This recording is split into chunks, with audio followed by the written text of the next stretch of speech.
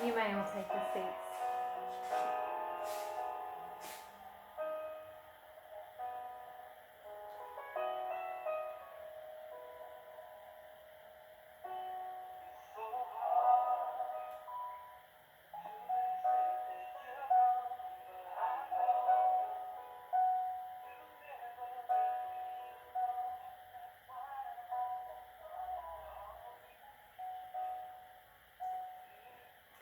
Good afternoon, everybody.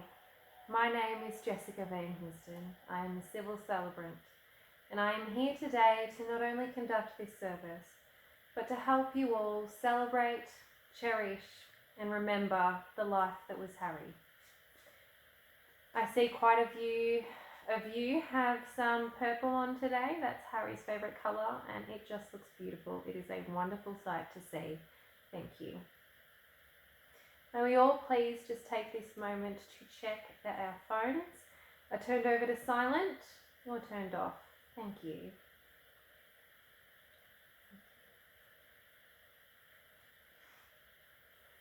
I am honoured to start this ceremony off with a hand-picked poem by the man himself.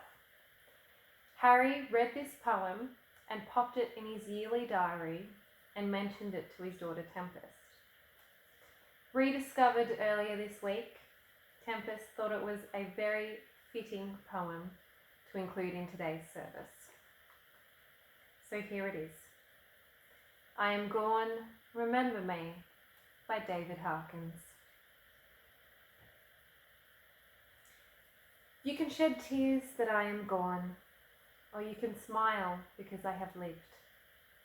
You can close your eyes and pray that I will come back, or you can open your eyes and see all that I have left. Your heart can be empty because you can't see me, or you can be full of the love that we shared.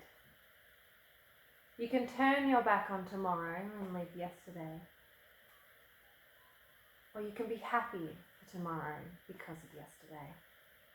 You can remember me and only that I am gone, or you can cherish my memory and let it live on. You can cry and close your mind, be empty and turn your back, or you could do what I want. Smile, open your eyes, love on, and never look back. How beautiful listening to that, knowing that Harry read that poem and connected with it on a level high enough to say for his own funeral one day. Thank you, Harry, for your contribution. Harold George Smith, known as Harry to many, as dad to Adrian, Christian, Tempest and Eric, and as Poppy to 4 grandsons, Zale, Kai, Fletcher and Dylan. He was also known as the most loving husband to his late wife of 25 years, Marion Rose Smith. A true family man Harry was, and as described by his loved ones, he was a strong, happy-go-lucky kind of guy with a warm heart and a passion for living life. This passion taking him to many places and finding a love for deep-sea fishing. As all of you may know, Harry passed away doing what he loves. The ocean was his haven, and as he used to describe it to his children, deep-sea fishing was his pathway to sanity and finding a happy and balanced life. It was a passion he shared with his best mate Franco, a set of skills he's handed down to his 3 boys, and a hobby in which he won many awards for his angling successes. Harry also delved into woodwork when it was required, making wooden toy trucks for his children when they were young, and then beautiful window frames for them when they were building their houses. He crafted delicate little rattles for all of the new babies in the family. And he made a one-of-a-kind, beautiful dresser for his wife, which he would brush her hair at and help Marion with her makeup every morning for years after she had gotten arthritis in her arms. If that doesn't tell you how special of a man Harry was, I'm not sure what will.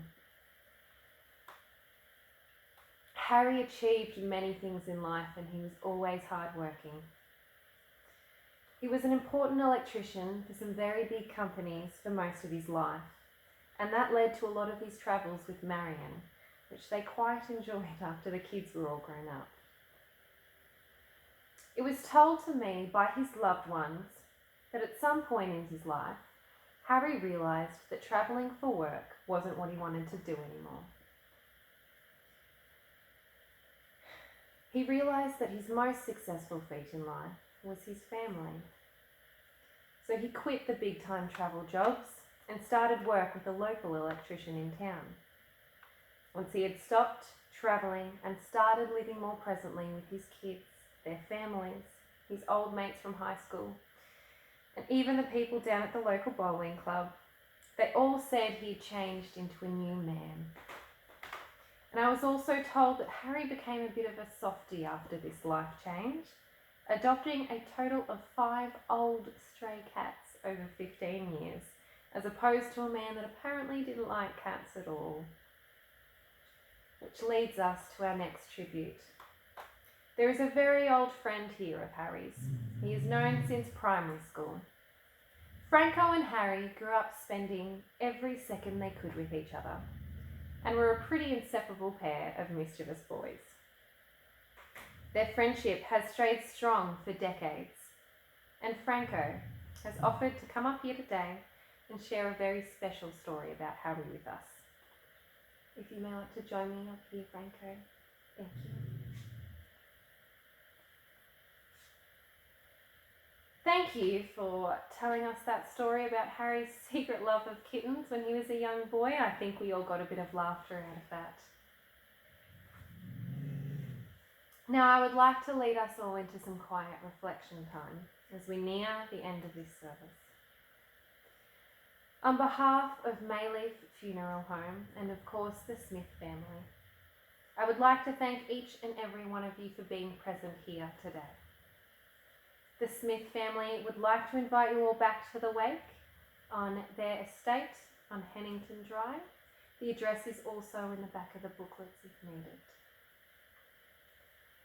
Harry's family have preference to have a private burial, so they will be joining everyone back at the wake in due time.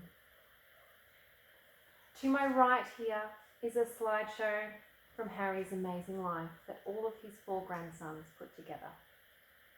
So shall we take this moment to enjoy Harry's favourite song, What a Wonderful World by Louis Armstrong, while we reflect back on the life that was the strong, caring, loving and wise Mr. Harold George Smith.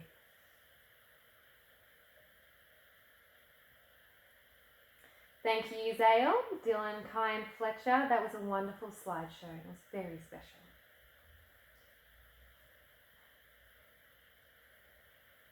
With the body of Frank leaving us now, we still keep alive in our hearts the joyful memories of a dear husband, father, son, brother and mate.